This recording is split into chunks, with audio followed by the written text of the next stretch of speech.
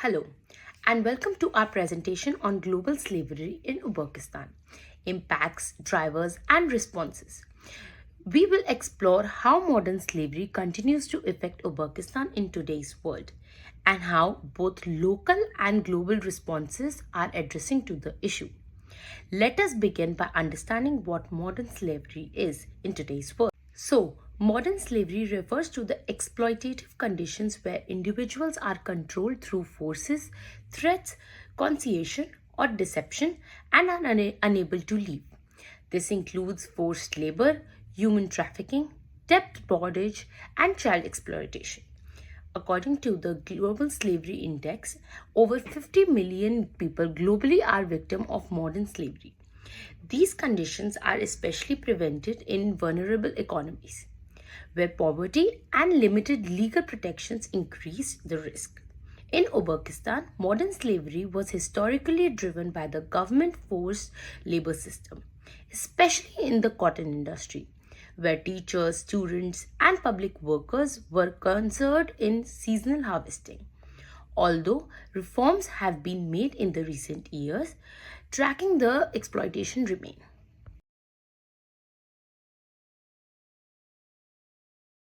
The impact of global slavery in Uzbekistan has been significant. For decades, the government mobilized over 1 million people annually for forced cotton picking. Even now, an estimate of 37,000 people in Uzbekistan live in modern slavery, according to the 2023 Global Slavery Index. Women and girls, especially, are vulnerable, often trafficked for domestic servitude or sexual exploitation. Labor migrants from Uzbekistan, particularly in Russia and Kazakhstan, are frequently exploited due to a lack of contracts and legal protection. This exploitation results in long term consequences, including psychological trauma, economic loss, and disrupted education, especially for children. The legacy of the state control and silence still affects many communities today. There are several root causes of modern slavery in Uzbekistan.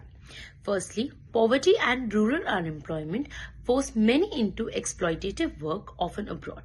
Secondly, gender inequality increases the risk for women and girls, who often face discrimination and limited access to protection. Third, corruption and weak law enforcement allow trafficking network to operate with minimal consequences. And finally, many victims lack awareness of their rights or support service, making them vulnerable to repeat exploitation. These drivers, deeply connected, are required long-term and systematic solution. In Uzbekistan, the Uzbekistan has made a reforms and global cooperation. Uzbekistan has made major progress in recent years. In 2022, the International Labour Organization verified the end of state imposed forced cotton labor. The country also ratified key ILO conventions and banned forced labor by law. Civil society and international groups like the Cotton Campaign played a key role in pressuring the government for reforms. Globally, countries like Australia have taken action too. The Modern Slavery Act 2018 requires companies to disclose the risk of slavery in their supply chains, pushing them to source ethically and avoid goods linked to exploitation, such as Ubak cotton. Despite these positive changes, continued oversight and advocacy are still necessary. Hello, I'm Faika, and in this section, I'll explore how global slavery is being addressed, the ethical dilemmas it raises, and how Australia's Modern Slavery Act fits into this global landscape through the lens of Uzbekistan's cotton industry. Globally, anti-slavery efforts include UN frameworks like the ILO Forced Labor Protocol and the UNODC's 2021 initiative in Uzbekistan, which helped build capacity by training over 590 practitioners and implementing a national referral mechanism. The US 2024 TIP report upgraded Uzbekistan to Tier 2, citing increased prosecutions and victim support, signaling a global pressure is nudging reforms, but implementation varies. Uzbekistan has made major reforms since 2017. The state abolished cotton quotas and mobilizations, privatized land leases, and introduced ILO monitored harvests. However, as Global Voices 2024 and the Uzbek Forum 2023 show, localized coercion remains. Migrant workers and public sector employees still face informal pressure, undermining the idea of voluntary labor. While the TIP 2024 report states there is no systemic forced labor, NGOs documented 63 incidents of coercion during just one harvest season, according to Uzbek Forum 2023. This contradiction highlights a key issue. Enforcement at the local level hasn't caught up with national reform. Monitoring access is limited, and power structures incentivize cover ups. Despite progress, key gaps remain. Monitors face access restrictions, whistleblowers risk retaliation, and migrant workers are still exploited and underpaid. Low wages also help many trapped in hardship. Without fixing these, reforms may stay symbolic, not systemic. Ethically, brands like H&M and Levi's resume sourcing Uzbek cotton, but can they ensure fair labor when workers still volunteer under fear? Governments downplay abuse to protect exports, and consumers unknowingly support it. It's a systemic failure of visibility and accountability.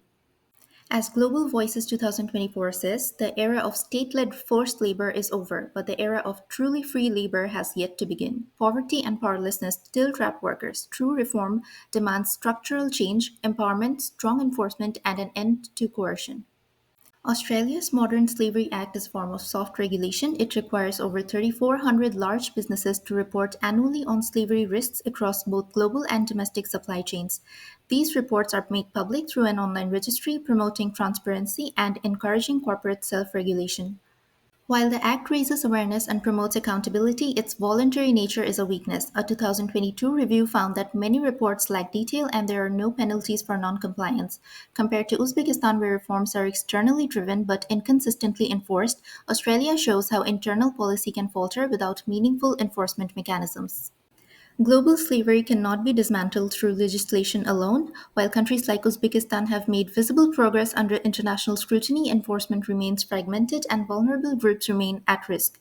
Similarly, Australia's Modern Slavery Act has increased transparency but lacks the power to compel change.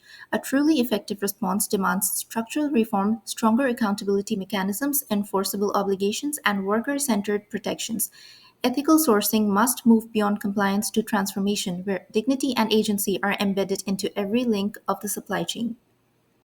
Thank you for watching. Global slavery survives in silence. It's time we listen, speak out, and take action.